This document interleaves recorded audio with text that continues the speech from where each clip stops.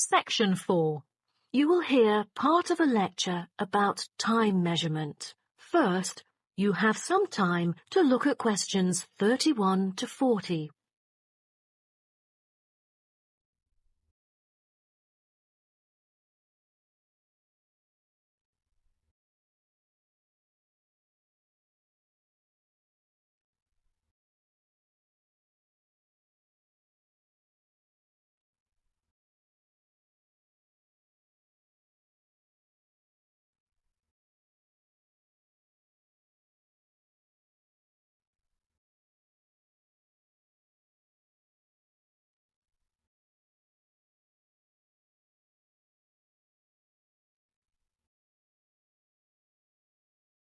Now, listen carefully and answer questions 31 to 40.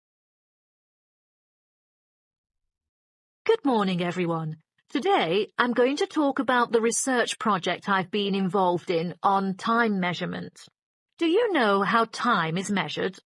Consider how we measure length and how, with time, we encounter a difficulty. Before we could grasp it, it would slip through our fingers. In fact, as we can see, we are forced to have the resource to measure something else, the movement of something in space or a set of movements in space. All the methods that have been employed so far really measure time by a motion in space. The measurement of time is no easy matter, a scientific unit only arrived at after much thought and reflection.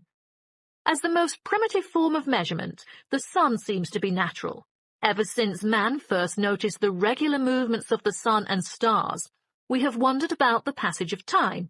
Prehistoric people first recorded time according to the sun's position. To start off, let us take noon, which is when the sun is on the meridian at the highest point of its course across the heavens, and when it casts the shortest shadow. But this measurement, which was regarded as a major one in ancient times, was less important than the natural events that occurred. The earliest natural events that had been recognized were in the heavens, but during the course of the year, there were many other events that indicated significant changes in the environment. Seasonal winds and rains, the flooding of rivers, the flowering of trees and plants, and the breeding cycles or migration of animals all led to natural divisions of the year, and the further observation and local customs led to the recognition of the season. Years later, precise measurements were invented because the passage of time was extremely important for astronomers and priests who were responsible for determining the exact hour for daily rituals and for important religious festivals. Apart from the connection with religion, accurate time measurement was also related to the government, since they divided the day or the night into different periods in order to regulate work and various events. For thousands of years, devices had been used to measure and keep track of time. The current sexagesimal system of time measurement dates back to approximately 2000 BCE from the Sumerians.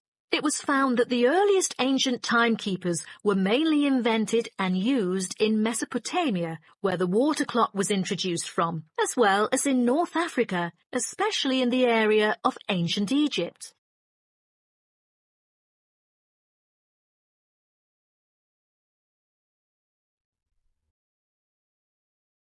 So, now I'd like to introduce you to some of the most well-known ancient timekeepers, as well as the disadvantages of them, for which they were replaced by various new forms of clocks that were used afterwards. A sundial is a device that tells the time of day by the apparent positioning of the sun in the sky. In the narrowest sense of the word, it consists of a flat plate and a gnomon which casts a shadow onto the dial. As the sun appears to move across the sky, the shadow aligns with different hour lines which are marked on the dial to indicate the time of day. However, it was quickly noted that the length of the day varied at different times of the year. Therefore, there could have been a difference between clock time and sundial time. In addition, the sundial was of no use at night, so a water clock was invented. The water clock, or clepsydra, appeared to have been invented around 1500 BCE and was a device which relied on the steady flow of water from or into a container. Measurements could be marked on the container or on a receptacle for the water. It was reliable, but the water flow still depended on the variation of pressure and temperature from the top of water in the container. As the technology of glass blowing developed, from some time in the 14th century, it became possible to make sand glasses. Originally, they were used as a measurement for periods of time like lamps or candles, but as clocks became more accurate, they were calibrated to measure specific periods of time. The drawback, however, as you can imagine, was the limited length of time they could measure. The last timekeeper to be introduced is the fire candle clock.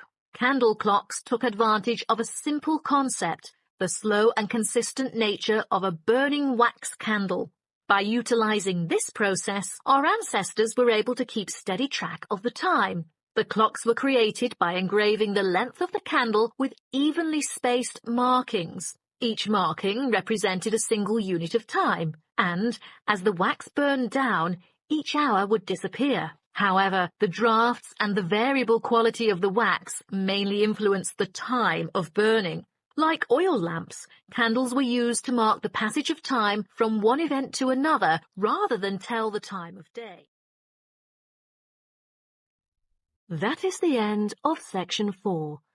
You now have half a minute to check your answers.